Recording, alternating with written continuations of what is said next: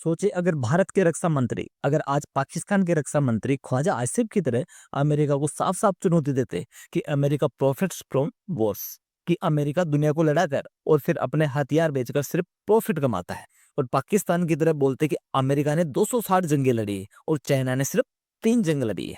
तो अब आप चाइना के सिर्फ 3 युद्ध से आप समझ ही गए होंगे कि ये सब पाकिस्तान खुद कह रहा है कि इससे चाइना कहलवा रहा है। अभी यहाँ कुछ लोग सोच रहे होंगे कि पाकिस्तान के प्रधानमंत्री ख्वाजा आसिफ ने तो अमेरिका की आंखों में आंखें डालकर इतनी बड़ी बात बोली है। तो देखिए, तो ये तो बहुत बड़ी बहादुरी का काम किया है। देखिए ये बेवकूफी है, लेकिन समझदारी वाली। अभी यहाँ पाकिस्तान की ये समझदारी वाली बेवकूफी इसलिए बोलना पड़ रहा है क्योंकि कुछ दिन पहले यूक्रेन के राष्ट्रपति ने भी सिर्फ नाटो की जिद में पूरे देश को लड़ाई में झोंकने के बाद जब समझदारी दिखाने का टाइम आया था, क्रम से लड़के आ गए।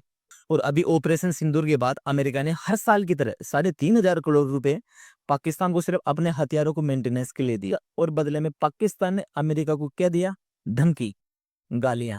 और सबसे बड़ी बात तो आज हमारे भारत को जब पाकिस्तान के रक्षा मंत्री ने ऐसे भाषण से पाकिस्तान को एक्सपोज करने का मौका दिया है कि जिस पाकिस्तान को आप हजारों लाखों करोड़ रुपए फ्री में दे देते हो, वो पाकिस्तान आपके बारे में क्या सोच। और सबसे बड़ी बात, हमारा मेन स्ट्रीम मीडिया अभी भी इतने बड़े मौके के बाद मुंह पर चुप्पी साध के बैठा है। इनको मोदी को क्रिटिसाइज करने से फुर्सत मिले तब ना। अगर इस जगह इंडिया के रक्षा मंत्री ने ऐसा भाषण दे दिया होता अमेरिका के लिए, तो पाकिस्तान इस न्यूज को इंटरनेशनल लेवल पर पहुंचा देता।